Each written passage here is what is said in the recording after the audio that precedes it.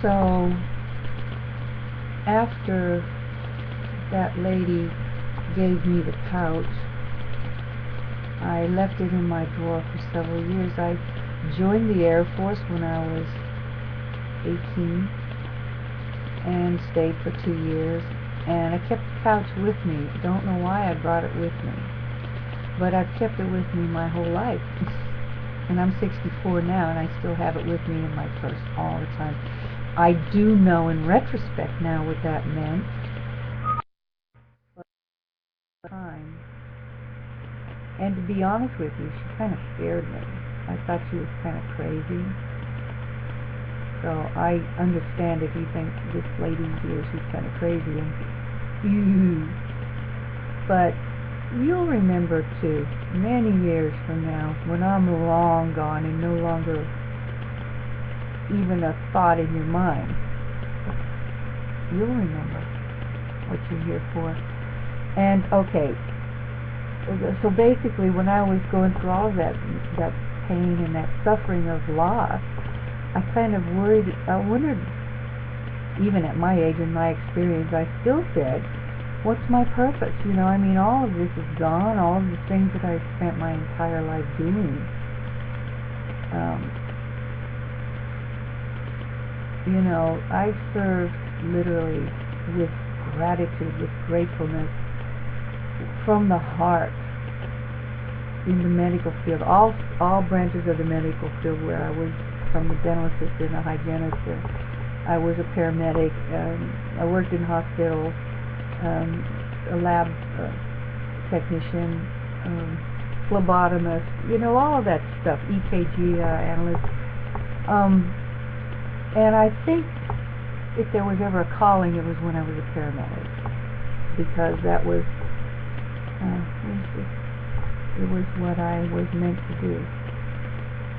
And when you say you are looking for perfection, it doesn't exist. Because if you ever become perfect, you'll become conceited, and you'll look down your nose at everyone else around you because you're so perfect. I heard someone say one time, I thought I was mistaken once, but I was mistaken. Okay? So in other words, if you strive for excellence, and really, if you put your whole heart into something, you really do. And I mean that because I know, and I'm not bragging, I know I gave my entire being to the service of people in need, sick people in, you know, so in that way I fulfilled my duty here on this earth. And I wish I could do more because I really like doing it. But when I quit working at 60, and then, you know, other things come into your life, I never realized I'd love retirement as much as I do. But I almost feel lazy because of it. And so that's why I kind of typed into the computer, what's my purpose, you know, thinking, what do you do past 60, you know, what does one do? And I know, sure, I could go on cruises and things you can do, but I want to mean something. I want to have something,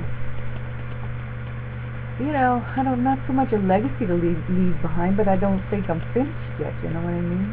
Or am I? Or am I just sitting on my laurels, or am I just waiting to pass the time away, you know?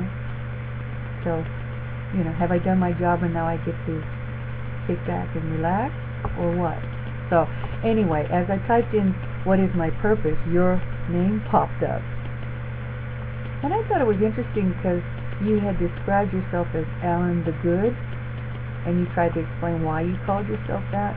And I think it was at that point I thought, here's a 17-year-old kid who has moral fiber, who speaks without ego,